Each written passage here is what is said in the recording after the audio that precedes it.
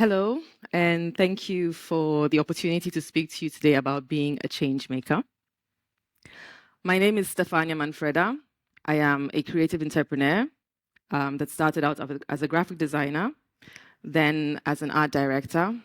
I'm currently the owner of a business, an innovator, disruptor, and I've been labeled a change maker due to the innovative approach in doing business that I've had and the fact that I built a space in Accra for creativity. I'm also one of the key players in crafting a new urban culture. Today, I would like to talk to you about the power of one. Changing the world starts with you. Usually, when we talk about change, it can sound intimidating, especially if we go into conversations about changing the world. But that's simply because we tend to look at it from the end of the road, skipping past everything that led up to that point. It can make you feel that affecting real change in the world is a difficult and sometimes impossible task. And my job here today is to shift that narrative and make you believe that becoming a change maker is more within reach than you can imagine. To quote Beth Clark, people who really want to make a difference in the world usually do it in one way or another. And I've noticed something about people that make a difference in the world is they hold the unshakable conviction that individuals are extremely important, that every life matters. They get excited over one small smile. They are willing to feed one stomach, educate one mind, and treat one wound. They aren't determined to revolutionize the world all at once. They're satisfied with small changes. Over time, these small changes add up. Sometimes they even transform cities and nations, and yes, the world. A typical example of this kind of mindset can be found in the person of Jadav Payeng, the man who planted an entire forest by himself. Known as the Forest Man of India, Jadav Payeng spent 30 years of his life planting trees to save his island, creating a real man-made forest of 550 hectares, as well as restoring the wildlife in it. He did that all on his own. Can you imagine? One man alone grew an entire forest. And like him, there are many more that we can have as examples. So what makes people like this do these kind of things? Do any of you believe you could plant an entire forest by yourself?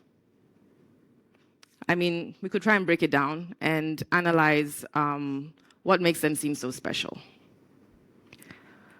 So, in tracing my journey and acknowledging my peers that have also brought about real innovation within the space I know best, which is the Accra creative scene, there are some key traits that can be identified in these people. The first one is that they're just different. I mean, I, for one, my house name was Crazy. That's what they called me when I was a kid. And I think it's appropriate because, I mean, if you go up to people and tell them you're going to plant an entire forest by yourself, that does sound crazy. Another trait is they're not followers. They're willing to embrace and pursue their own unique path.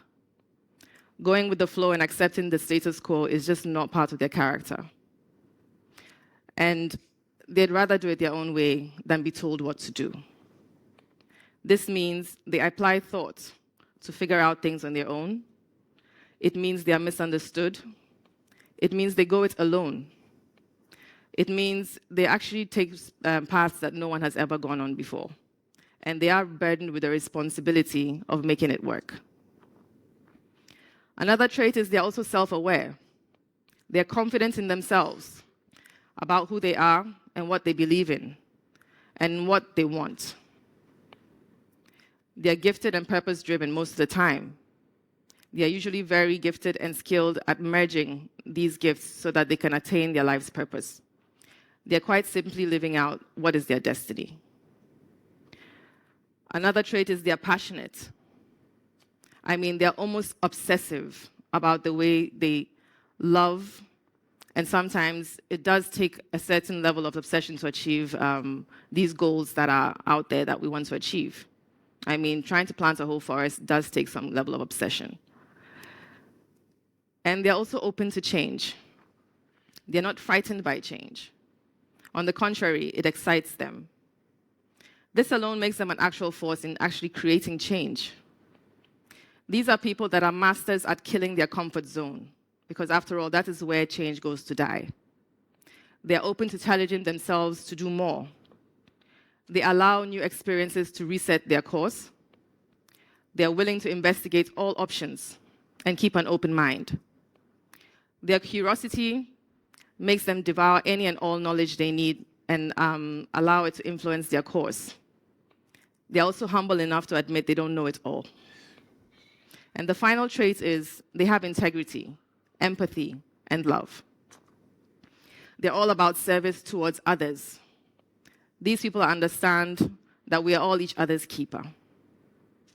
They understand that to see a society grow and flourish means that nobody gets left behind. That we are to raise the standard from the very bottom so that we can all rise. They operate in truth, honesty, and with a sense of honor. So let's look at the definitions of what a change maker is. These are definitions I found online. Most would say being a change maker means taking action to bring about positive change in the world. Another definition is a person who desires change in the world, and by gathering knowledge and resources, makes that change happen. Another is change makers identify problems and see it as an opportunity to build a solution. They apply critical skills of empathy, teamwork, and leadership to make positive impact. As you can see, problems are at the heart of these things usually. In going on our journey of how to make you become change makers, I'd like to discuss a few points in that regard as well. How many of you wish to become people that can plant a forest? Or, there we go, we need some greenery, right? Can we keep scrolling? So, there's a few traits and a few characteristics that you can embody. If none of the ones I listed before are not a part of you, you can definitely develop them. It doesn't necessarily require you to make grand gestures or have massive campaigns. It can be as simple as volunteering at a local shelter or speaking up when you see injustice.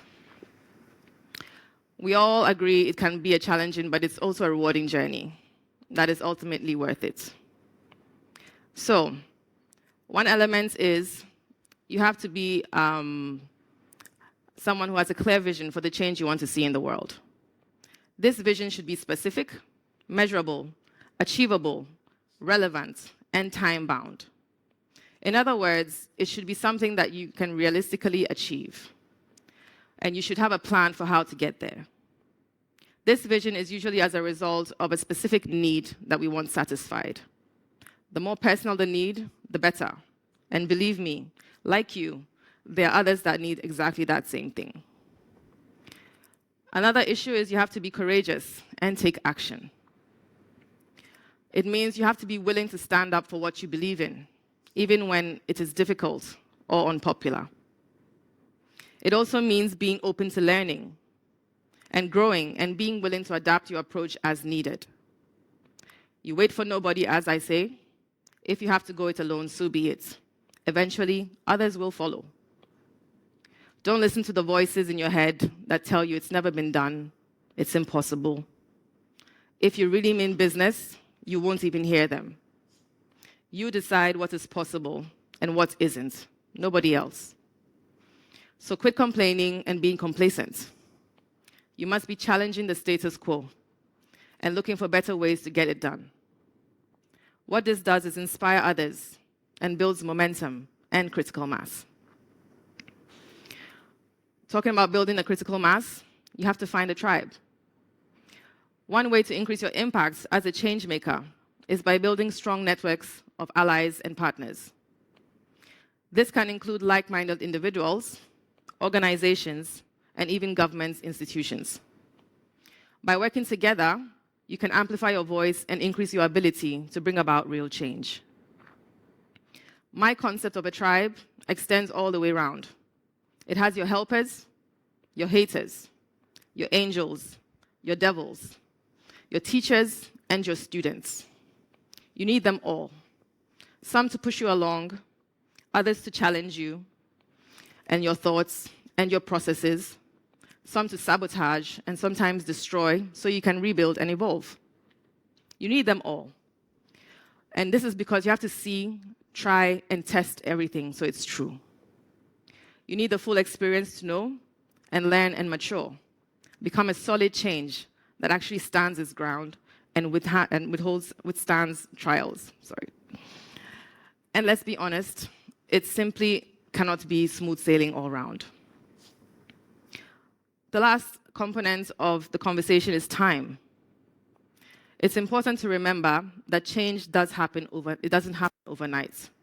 It takes time, persistence, and resilience to bring about lasting change. But if you're committed to making a difference, you can be a powerful force for good in the world. So be consistent and work hard. There's no running from this. Let nobody fool you. You are going to have to put in the work. And like I say, because I actually enjoy what I do, life is for the living, and I will rest when I'm dead. This is especially true for those of you carrying a vision. There's times when you will be on that road alone. People won't understand you and why you keep pressing on. But it seems like the most stubborn souls I've met make things that seem impossible happen. So don't give up. You need to try and fail and try again and again. Quoting Angela Duckworth's TED Talk, grit is passion and perseverance for long-term goals. Grit is having stamina. Grit is sticking with your future, day in, day out. Not just for a week, not just for a month, but for years. And working really hard to make the future a reality. Grit is living life like it's a marathon, not a sprint. In closing, I would like to encourage you all to find that change that you're supposed to initiate for all of us to enjoy. In my case, what began as a joke in 2008, designing fun t-shirts that made fun of our Ghanaian things, turned out to be an avenue that has made the way for more creative talents in Ghana than any other space in Accra. As a member of one of the young street-style brands at Joey Lit, every creative in Ghana has to pass through Lokko House before you blow. That's facts. In pursuing your own dream and being a creative in Accra is now a vision that has become a normality. Not only did we bring new visions to life together with so many others that wanted something different, we also forged a way for many who thought making a living out of creativity was a risk not worth taking. Accra used to seem like a scary place. It isn't anymore. So if you want to be a change maker, start by identifying your problem or issue that you're passionate about. Develop a clear vision for the change you want to see, and then take action. Work with others, learn from your experiences, and never give up. Together we can create a world that is better for all.